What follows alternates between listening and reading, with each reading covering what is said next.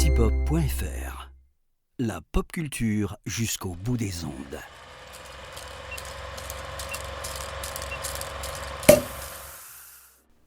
Bonjour à toutes, bonjour à tous. Bienvenue dans ce 4e numéro du calendrier de l'après de l'apéro ciné. Aujourd'hui, je vous propose de partir dans le luxe. Je vous propose de partir à Dubaï.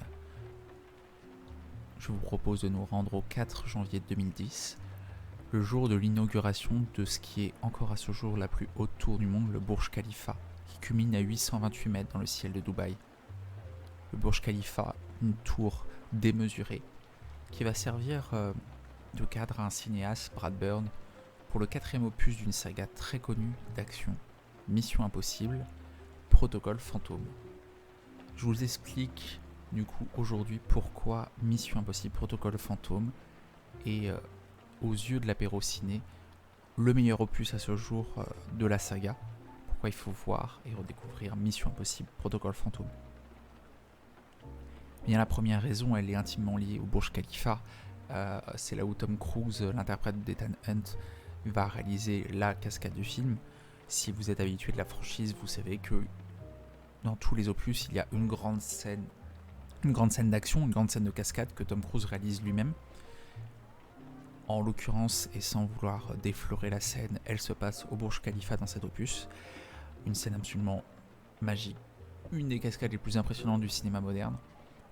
Peut-être la plus impressionnante de la saga Mission Impossible, surtout pour la manière dont elle a été faite et la manière dont elle a été filmée. C'est une scène absolument impressionnante qui, entre guillemets, vaut son pesant d'or et qui, une dizaine d'années après la sortie du film, pèse toujours lourd pour les amateurs du cinéma d'action et les autres aussi. C'est une scène très impressionnante, donc rien que pour cette scène, c'est une bonne raison de voir Mission Impossible 4. La deuxième raison, c'est peut-être pour ce que cet opus offre à cette saga, où on avait peut-être 3 premiers opus qui étaient très Ethan Hunt centrés. C'est peut-être une critique qu'on peut faire sur la première trilogie, première Mission Impossible réalisée par Brian De Palma, le deuxième par John Woo et le troisième par J.J. Abrams. Brad Bird, dans celui-ci, va opérer un changement qui va être discret, mais qui va initier toute la suite avec les 3 opus suivants qui seront réalisés par Christopher McQuarrie, où on a désormais plus un film sur une équipe que uniquement sur Ethan Hunt. Ça rajoute une part d'humanité dans le film, ça rajoute aussi des lectures, des axes de personnages, je pense notamment au développement du personnage de Benji interprété par Simon Pegg. On va avoir des personnages qui vont se développer et qui va donner un nouveau souffle à une saga qui, il est vrai, après un opus, 3e opus de J.J. Abrams, plus ou moins décrié, plutôt plus que moins chez nous, Brad Bird redynamise un peu cette saga et nous redonne envie de voir la suite. Et enfin, la 3e raison, c'est évidemment pour ce que fait Brad Bird. Alors, pour ceux qui ne connaissent pas Brad Bird, c'est un metteur en scène qui travaille initialement dans l'animation, qui a travaillé sur Le Géant de Fer, qui réalise même Le Géant de Fer, qui a réalisé ensuite Les Indestructibles, qui réalisera aussi À la poursuite du lendemain en prise de vue réelle. C'est un réalisateur de l'imaginaire, un peu de l'enfance, et justement cette manière de filmer peut-être de manière un peu plus décontractée, un peu moins sérieuse, un peu plus peut-être enfantine,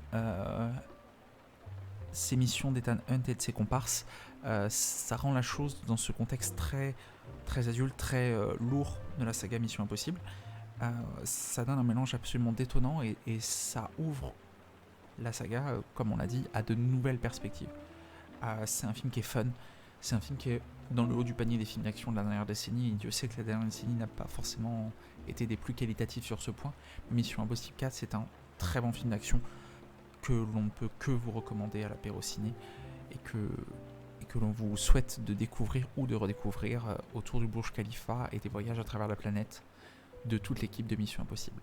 C'était le 4e opus du calendrier de l'après de l'apéro ciné. Je vous souhaite une bonne journée et je vous dis à demain pour un nouveau numéro.